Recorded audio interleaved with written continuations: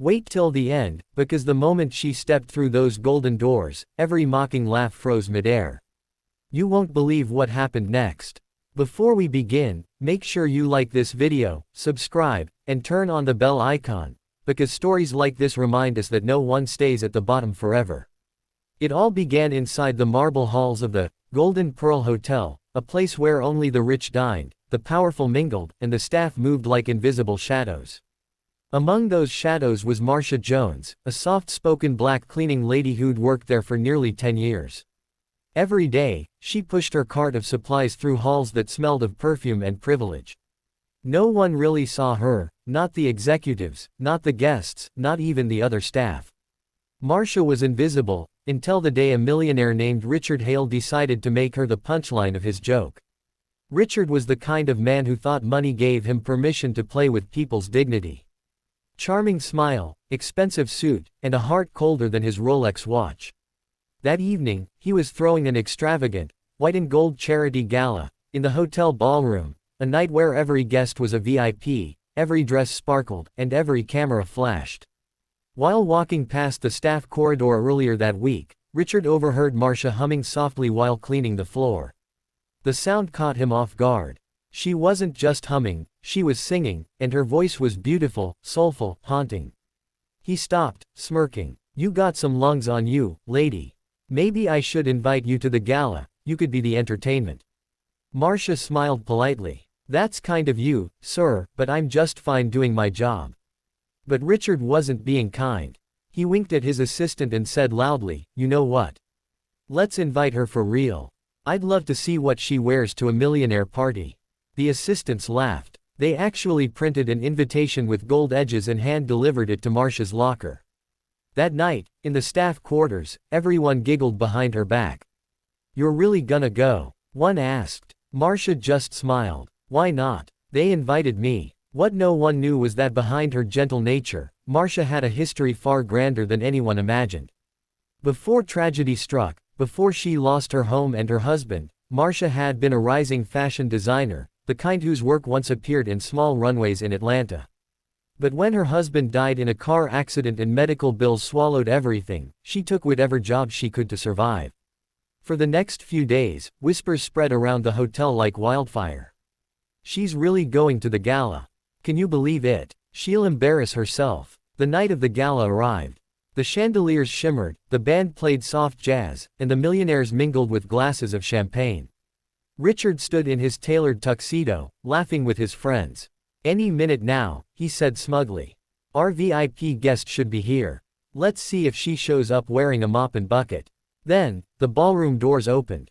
Every conversation stopped. Every camera turned. Every jaw dropped. It was Marcia, but not the Marcia they knew. She glided in like a queen, wearing a hand-sewn golden gown that hugged her figure perfectly, her natural curls styled with elegance, a subtle glow on her skin that caught every light. Her gown shimmered like molten sunlight, and the diamond pendant she wore wasn't borrowed, it was her late husband's last gift to her.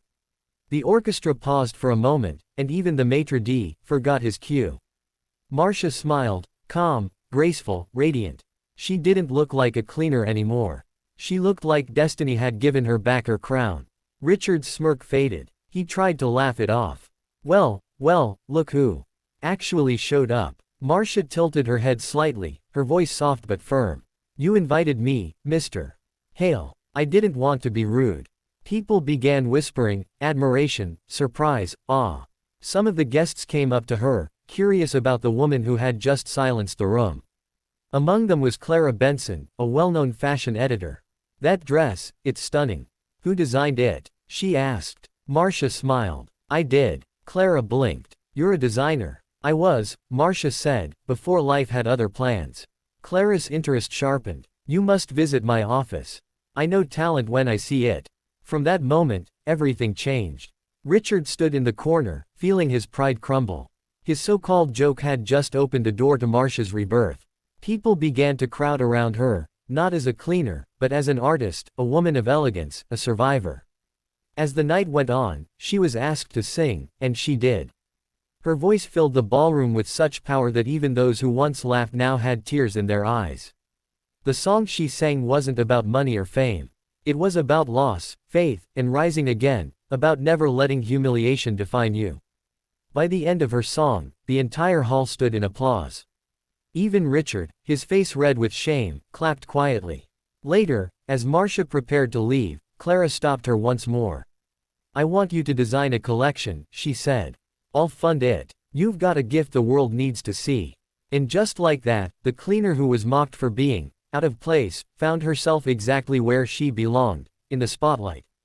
Months later, Marcia's fashion line premiered in New York. Her gowns were worn by celebrities, her name appeared in magazines, and she became an inspiration for women everywhere who'd been underestimated. She even sent a personal invitation to Richard Hale for her first show. He came, and this time, he didn't laugh. He stood quietly in the back row, realizing that sometimes, the people you mock are the ones destiny is preparing to humble you through. As Marcia walked the runway that night, the lights catching her golden gown just as before, she smiled at the crowd. "Never let anyone tell you that you don't belong," she said into the microphone. "Even if they invite you as a joke, show up like you own the room." The audience erupted in applause. And that, my friends, is why you should never judge anyone by their job or their uniform. Because behind every humble soul might be a king or queen in disguise, just waiting for one chance to shine. If this story moved you, drop a like, subscribe, and share it, because someone out there might need to hear this today. And remember, true elegance isn't about money. It's about dignity, courage, and never forgetting who you are.